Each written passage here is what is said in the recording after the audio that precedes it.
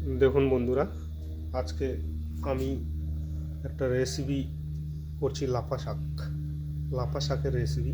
লাফা শাকের রেসিপিতে এত সুন্দর খাওয়ার টেস্ট।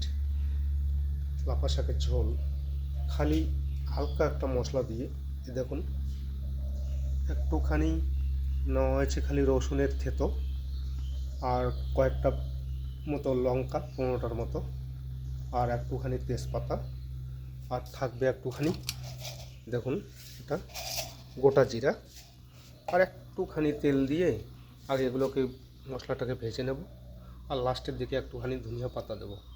ঠিক আছে, আপনারা আমার রেসিপিটা বানানো দেখতে থাকুন। আমি অলরেডি শুরু করে দিচ্ছি। ঠিক আছে, তেল দেখুন কতটুকু দিয়েছি, এইটুকু তেলেই মনে হয় বেশি হয়ে যাবে। ঠিক আছে, দেখতে থাকুন।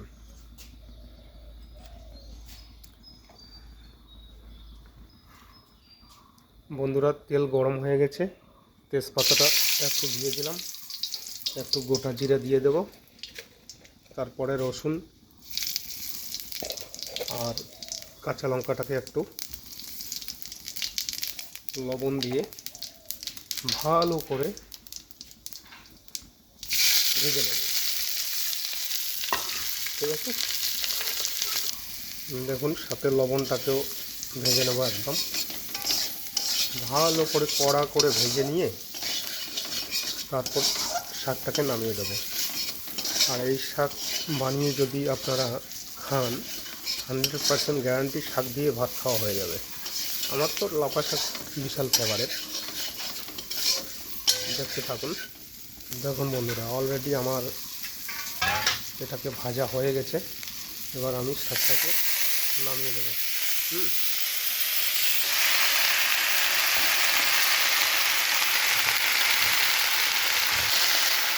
আর নামানোর সময় এরকম একটা শব্দ হবে। ঠিক আছে, শাকটা বানানোর সাথে দেখুন ওর নিজের থেকে একটু জল ছাড়বে। এই জলটাকে পুরোপুরি শেষ করে, ঠিক আছে, তারপরে আমি একটু করে জল দিয়ে ঝোল বানিয়ে নামিয়ে দেবো। দেখুন বন্ধুরা, আমার শাকে জল শুকিয়ে গেছে। এবার একটুখানি জল দিয়ে আমি ঝোল বানিয়ে নেব। ঠিক আছে, এই ঝোলটা দিয়েই দেখবেন ভাত একদম ফাটাসাট চলে যাবে। তার সাথে ভাতে আলু সিদ্ধ দেওয়া হয়ে গেছে, চিন্তা নেই। দেখুন বন্ধুরা, আমার লাফা শাকের ঝোল হয়ে গেল।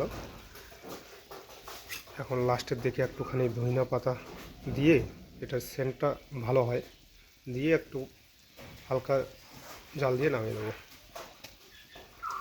সকালবেলার রেসিপি এটা একদম খুব সুন্দর। কেমন লাগলো আমার লাফা শাক বানানোটা বলে দেবেন বন্ধুরা। লাইক, শেয়ার, কমেন্ট করবেন। ধন্যবাদ, নমস্কার।